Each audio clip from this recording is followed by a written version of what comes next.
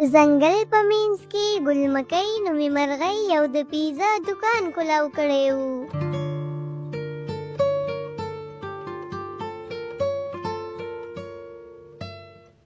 دغه پیزا به ګل مکۍ د ځنګل مختلفو مارغانو ته ډلیوري کوله او هغوی نه به یې مناسب پیسې ترلاسه کولې.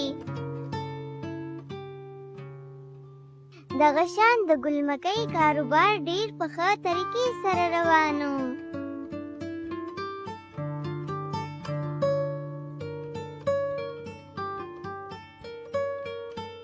خو یو څو ورځې داسې د ګل مکۍ کاروبار ډیر په ښکته روان و، ځکه چې د هغې د دکان مخې ته کاجل د برګرو دکان کولاو کړی و. دغه برګرې به کاجل ډېرې ارزاني او په کم قیمت سره خرڅولې. په دغه وجه د ځنګل ټولو مارغانو د ګل مکۍ د دکان مخه پرېښودله او د کاجل په دکان ډېر زیات رش و.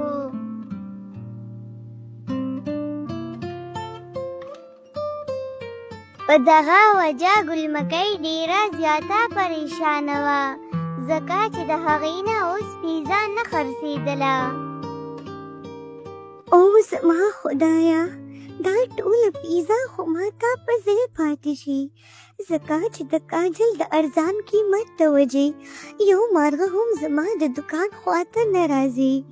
یا الله، ته مې مددګار شي.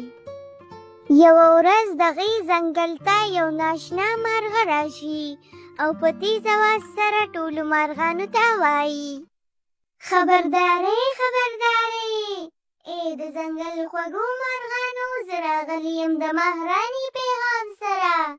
مهراني چې د خوراک شوقینه ده، دا اعلان کوي چې په ځنګل کې به یو زبردست د خوراک مقابله کیږي. هر هغه مارغه چې د ټولو نه ښکلی او خوندور خوراک تیار کړي، مهراني به هغه ته یو خاص انعام ورکوي. په دغه اعلان اورېدلو سره د ځنګل ټول مارغان ډېر زیات خوشحاله شي، خو کاجل ډېر په کبرجن انداز سره وایي: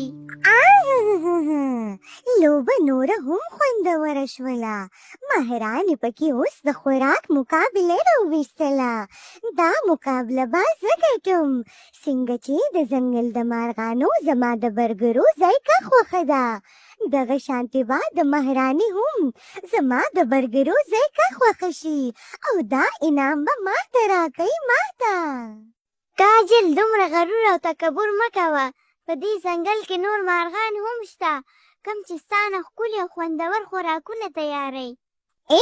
ای تورانکې، د خپل کار سره کار لره، زما په خبرو کې مه رادانګه. ولې ته نه یې خبر چې زما نه څوک ښکلی خوراک نشي تیارولی؟ زه چې څنګه برګرې پخې کړم، نو په یو منټ کې دننه زما ټولې برګرې ختمې شي او د ګل مکۍ غریبې نه څوک یو پیزه نالي او ټولې پیزې ورته په ځای پاتې شي. د کاجل د خبرو اورېدو نه پس یو مارغه هم هیڅ ونه وایي او په چپه د هغه ځای نه والوځي. په ټول ځنګل کې د مقابلې تیاریانې شروع شوې وې. ګل مکۍ هم د خپلو بچو سره په خپله جاله کې د پیزا تیاري کوله. سبزیانې وینځلې او اوړه یې غږل. او زما ګلان بچو، دا یو خبره یاد ساتئ چې صفایي د ټولو نه ضروري ده. هر هغه خوراک چې په صفایي سره تیار شي او د صفایي خیال پکې وساتلی شي، هغه خوراک د ټولو نه خوندور وي او زیات صحتمند وي. بلخوا کاجل په ډېرې بېغمتیا سره په برګر جوړولو کې مصروفه وه. نه یې لاسونه وینځلي وو او نه یې سبزیانې وینځلې وې. د لاس وینځلو او د سبزیانو پاکولو خبرې ټولې بې فایدې دي. وګوره، زه خو برګر چې کله جوړوم نو هېڅکله لاس نه وینځمه او ښه سبزیانې په برګرو کې اچوم، خو بیا هم د ځنګل مارغان زما برګر په خوشحالۍ اخلي. اصل خبره دا ده چې دوی تشې خپلې خېټې ډکوي، په صفایۍ او په ګندګۍ نه دي. په سبا باندې ټولو مارغانو خپل خوراکونه تیار کړي وو او په ډېرې خوشحالۍ سره د میدان طرف ته روانو. ګل مکۍ هم د مقابلې دپاره د بیګانه پیزا تیاره کړې وه، خو چې څنګه دا د ډبي نه سر لر کي نو ګوري چې په ډبي کې پیزا نشته. ګل مکۍ زه ګورم چې ته زما څخه څنګه مقابله ګټې. تا چې کومه پیزا بیګا ټوله شپه په محنت جوړه کا او تیاره دي کا، هغه درنه ما پټه کړه او د ځان سره مې کېښه.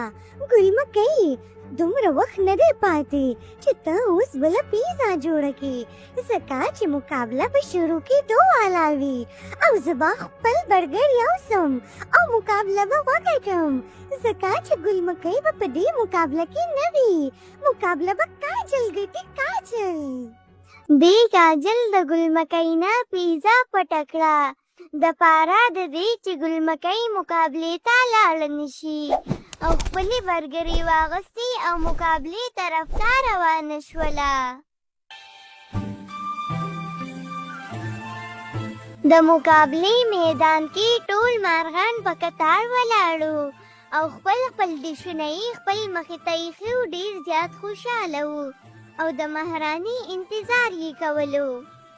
ګل مکۍ هم د دغې مارغانو کتار کې ولاړه وه، پیزا یې مخې ته ایښې وه او ډېره زیاته خوشحاله وه. خو د ګل مکۍ په لیدو سره کاجل ډېره زیاته حیرانه شي او ځان سره وایي دا ګل مکۍ د کومه راغه او دا دومره تازه او خوشبوداره پیزا دې د کومه راوړه. ما خو د دې پیزا پټه کړې وه که نه دپاره د دې چې دا دې مقابلې ته رانشي، خو دا خو د ټولو مارغانو نه مخکې راغلې ده او د مارغانو په کتار کې ولاړه ده او څومره خوشحاله ده لکه چې دا مقابله به دا زیړه مرغۍ ګټي. خو ګل مکۍ چې تر څو پورې کاجل ژوندۍ وي ته کامیابي نشي موندلی، دا مقابله به زه ګټم. زه ټولو مارغانو ته خبر دی چې خپل خوراکونه ریډي کوي. مهراني به اوس راځي او د ټولو خوراکونه به چک کوي، چې د چا خوراک یې خوښ شي هغه ته به یو خاص انعام ورکوي. زما د ځنګل خوږو مارغانو، څنګه چې تاسو ته پته ده چې زه د ځنګل مهراني هر کال په کال په ځنګل کې یو مقابله ایږدم دپاره د دې چې هر مارغه خپل هنر ښکاره کړي. نن هم ما په ځنګل کې د خوراک مقابله ایښې ده. نن به موږ ګورو چې په دې ټولو مارغانو کې چا خوندور خوراک تیار کړی دی. هر هغه مارغه چې د هغه خوراک د ټولو نه زیات خوندور وي هغه ته به یو خاص انعام ورکړی کېږي. دغه شان مهراني په نمبر د هر مارغه خواته تلله، د هغوی خوراک یې چک کولو او صفت پیوله کولو. خو چې کله مهراني د ګل مکۍ پیزا وخوړه نو ډېرې په خوشحالۍ سره ورته وایي واو، دا پیزا خو د ټولو خوراکونو نه زیاته خوندوره وه، زیاته ذایقه‌داره وه، زیاته مزهناکه وه، ځکه چې په دې پیزا جوړولو کې د صفایۍ خاص خیال ساتلی شوی دی. ډېره زیاته ښکلې وه. دې نه پس د کاجل نمبر و، خو چې کله مهراني د کاجل خواته راشي او د هغې برګر وخوري نو ډېره زیاته غوسه شي او ورته وایي یخچي دا څو په دې کې نه ذایقه او نه خوند شته، د ټولو نه بدمزه او بې خونده دا برګر و. نه پکې د صفایي خیال ساتلی شوی دی او نه پې محنت شوی دی، د ټولو نه بې خونده برګر و. په دې کې بلکل صفایي نشته دی. مهراني د دې کاجل خو زموږ په ځنګل کې د برګرو دوکان دی، دا همدغه ګندګۍ والا برګر جوړی او زموږ په ځنګل کې په ارزان قیمت باندې خرڅی. کاجل ته نن د پس پتا په ځنګل کې د خوراک څښاک شیزونه نه خرڅوي، ځکه چې ستا په کار کې صفایي نشته دی. داسې به ته زما د ځنګل مارغان بیمار کړي او زه هېڅکله به هم تا ته دا اجازه درنه کړم. دې کاجل ته د خپلو بدو سزا میلاو شي او د ټولو مارغانو مخې ته ډېره شرمنده پاتې شي. مهراني ګل مکۍ ته یو خاص انعام ورکړي دغه شان ګل مکۍ ته د هغې د مهنت او د ایماندارۍ نتیجه میلاو شي. خو ملګرو کهانیله دلته ختمه نه ده، ځکه چې د کاجل زړه نه صبرېږي او د ګل مکۍ نه تپوس وکړي. ګل مکۍ خورې زه منم چې به ما تا نقلا کړې وه او دا پیزا خو ما تا نه پټه کړې وه، خو زه حیرانه په دې خبره یم چې تا سره دا پیزا د کومه راغه. او زما خدایا کاجل، موږ ته ستا د نیت ته مخکې نه پته وه چې ته به خامخا څه ګړبړ کوې. بس ستا د دې نیت ته وجې مونږه د پیزا په ډبي کې یو بله پیزا بنده کا، او هغه پیزا کومه چې موږ د دې میدان دپاره د دې مقابلې دپاره تیاره کړې وه هغه مونږه سنباله کېښوده.